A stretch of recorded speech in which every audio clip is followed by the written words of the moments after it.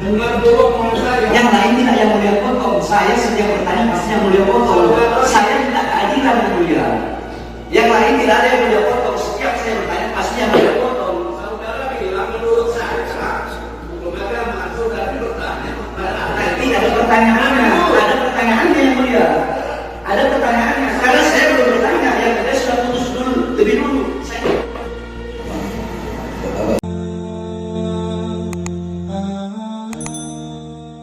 Tadi menyinggung masalah majelis yang terkait 3 hukum tadi, hukum adat, hukum agama, dan hukum positif. Yang dimana dikatakan oleh majelis, ketika hukum adat dan hukum agama bertentangan dengan hukum positif, maka hukum agama dan hukum adat dikesampingkan. Berarti harus lebih taat pada hukum positif. Tetapi jikalau bagi saya pribadi, hukum apapun, saya warga negara Indonesia, bukan drama yang mulia. Maksudnya nanti ada kaitannya ini. Ada kaitannya ini. Itu kan menurut saudara bilang bukan. Iya, ini baru saya bertanya ini. Saya baru bertanya. Nah, sedangkan kan jikalau jadi pertanyaan dulu, ini nanti saya bertanya. Saya tidak mengguru yang mulia. Bagi saya hukum agama lebih tinggi dari hukum.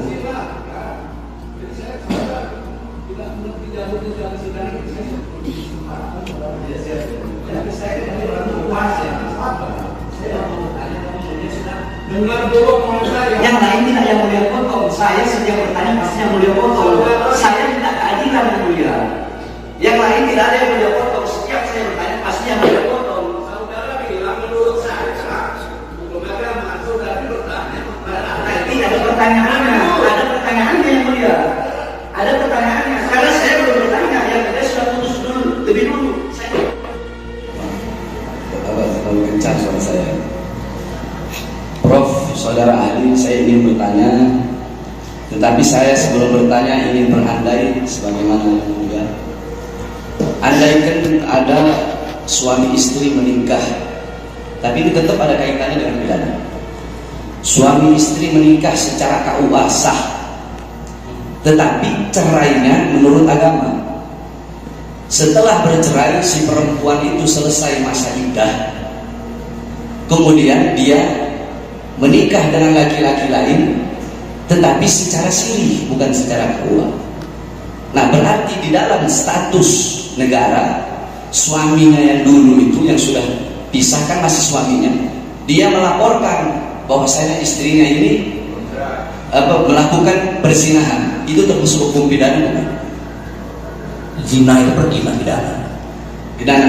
Zina ya, perzinahan ya. Iya, perzinahan. Pidana. Ya. Sedangkan di dalam Islam ini bukan perzinahan, sebab mereka telah resmi menikah menurut agama. Nah, yang ingin saya tanyakan begini. Tadi saya sudah kasih perumpamaan. Pertanyaan saya, seorang anak di dalam Islam dia itu tidak bisa disebut anak, tetapi di dalam hukum negara disebut anak. Bagaimana, Prof, menurut Anda? Ya betul. Saya punya buku satu. Menulis buku. Saya menerbitkan buku tentang model peradilan pidana anak. Di sana ada bab tentang pembahasan tentang kualifikasi batas usia. Di Indonesia sendiri memang belum ada batas yang standar tentang dewasa. Ada agama, hukum saja berbeda-beda. Apalagi sebelum adanya Undang-Undang 35, Undang-Undang 11 12 di KUHP aja berbeda-beda. 297, 287, 294 beda-beda. Bahkan 15 tahun kalau korban perempuan misalkan gitu kan. Jadi yang dipakai enggak, karena kita hukum positif yang dijadikan rujukan, maka mau tidak mau kita merujuk ke hukum positif. Iya, jadi kan seperti tadi Prof, ya saya bilang menurut aturan negara ya, itu kan perzinahan. Itu sudah jawab. Hukum positif itu maksudnya hukum yang berlaku. Oh, Ya, itu masih saya perlu jelaskan. Jika dipertentangkan, ini jawabannya, maka hukum positif tidak dipakai itu kan. Ya, karena kita menganut ke legalistik. Itu toh. Ya. Nah, hukum positifnya hukum Yang saudara pakai itu yang mana? Yang tercatat di KUHK atau yang tidak? Jawaban. Berarti kalau seperti itu berarti hukum yang ada di sini lebih tinggi dari hukum Islam. Nah, ini pertentangan memang. Pada memang begini, makanya sekarang sejak tahun 64 para ahli hukum pidana berkumpul. Gini, saksi, nggak usah panjang. Jawab saja, ya, karena ini di luar kalian. Ya. Saya tahu dari awal saudara juga sudah saya bilang, jadi Ya. kalau bukan kalian saudara, punya saja apa? Ya, ini bertentangan antara hukum Islam dan hukum nasional. Betul. Berarti tidak saudara? Mengerti? Nah, saudara ahli tidak hukum Islam.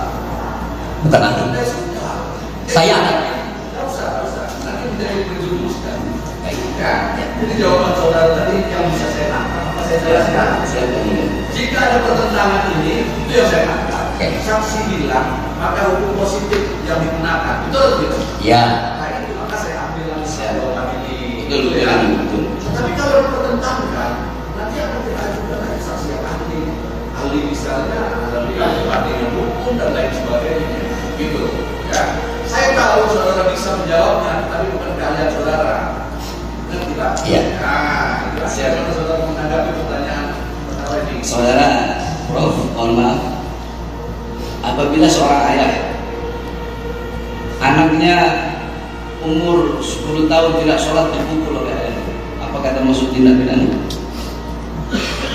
Tidak, karena itu pendidikan dalam batas-batas tertentu.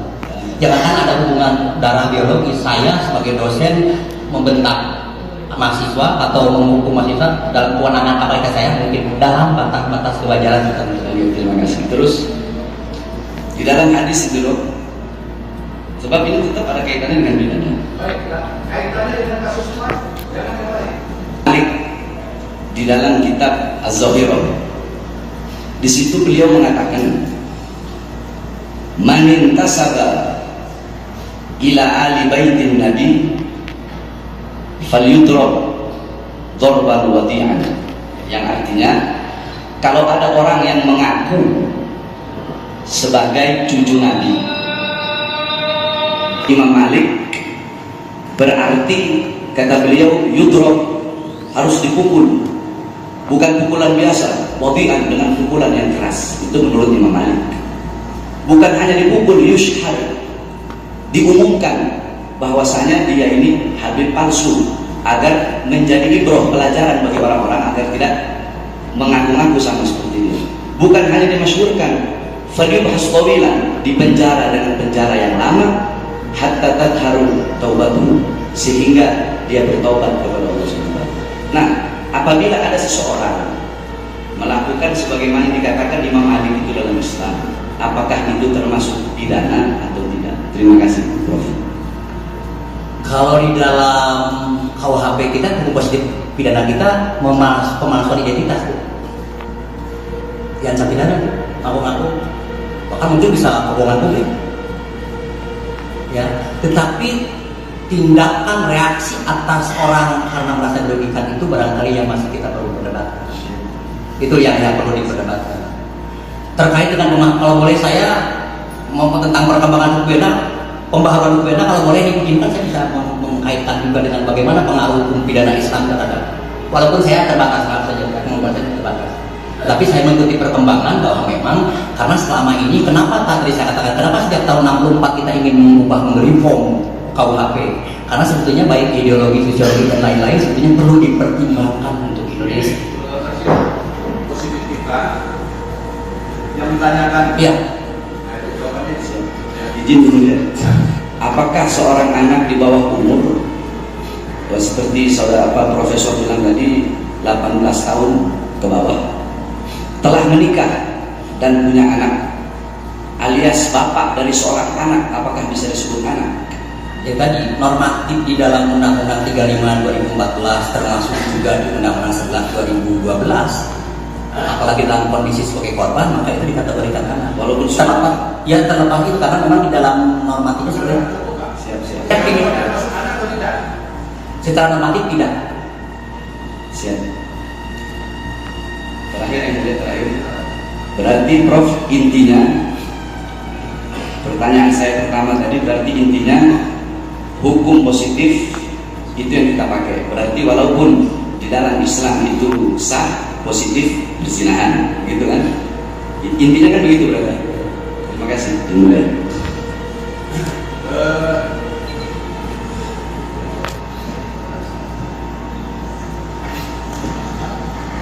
Izin yang mulia, saya mohon izin kepada yang mulia untuk agar keluarga saya dipermudah untuk masuk ke ruangan tunggu sidang ini.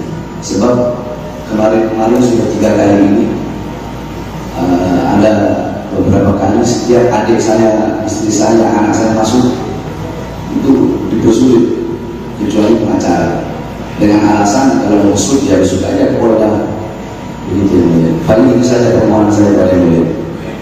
Kita sama-sama mau dibantu lah, satukan kebutuhannya apa?